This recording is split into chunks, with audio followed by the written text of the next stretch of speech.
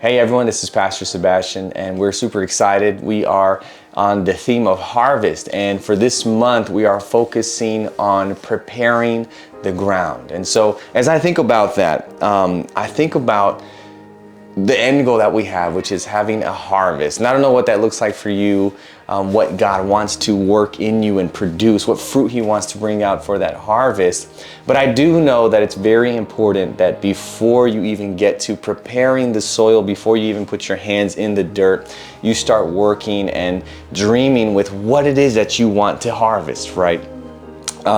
Every great harvest begins with the right seed, and just as a gardener carefully selects the seeds for their garden, we must choose what we want to grow in our lives. And so I think of myself, if I were to have a field and a crop and would want to have a harvest in due time at the right season, I would want to focus on, okay, what is it that I want to grow that I can harvest and reap the benefits of later on, right? I think before rushing to prepare the field, we want to make sure that we are focusing on the right seed to place in the dirt so that we can grow that. Each seed holds a unique and potential for something amazing, a specific fruit or a flower that will come to life if nurtured in our spiritual journey. The seed represents the intentions that we have, the prayers, the desires that we plant in our hearts, right? So I think of, I like apples, probably not my favorite fruit, but one of the,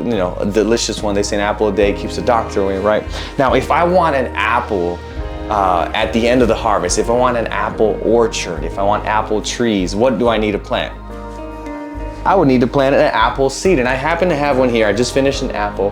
And so it's interesting, right? If I want to have an apple at the end of the journey for harvest, if I need to have an apple seed. It would be foolish of me to plant an orange seed or a flower seed or anything like that and expect an apple at harvest because I didn't plant the right seed. And so in our spiritual journey, I think it's the same thing. We need to figure out and pray, and through discernment and wisdom, figure out what God wants us to plant in our lives. He wants to do something in you and in me.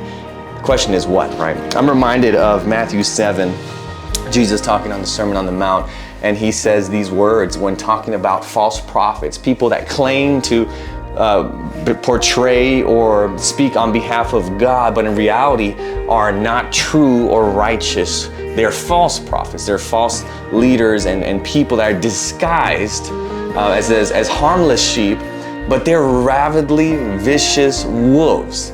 And so the key here, he says, you can identify these individuals that are hypocritical, that are two-faced, by their fruit. That is, by the way that they act, right? And so he asked this question agriculturally again, can you pick grapes from thorn bushes or figs from thistles?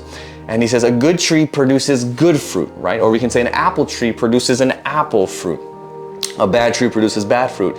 A good tree cannot produce bad fruit, and a bad tree cannot produce good fruit. So every tree that does not produce good fruit is chopped down and thrown into the fire. Yes, just as you can identify a tree by its fruit, so you can identify people by their actions. You will know them by their deeds, right? So the question for us is, what is the seed that God wants me to focus on during this harvest? What is it, the seed that will grow as we cultivate, as we tend and work with it, that will bring a fruit at the time of harvest, right?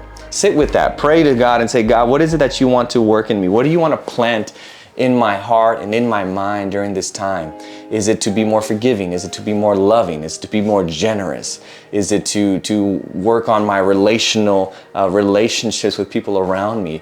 What do you want me to work on? What is it that you are wanting to plant in me so that when harvest comes, we have a bountiful and plentiful abundance of good things that God has done?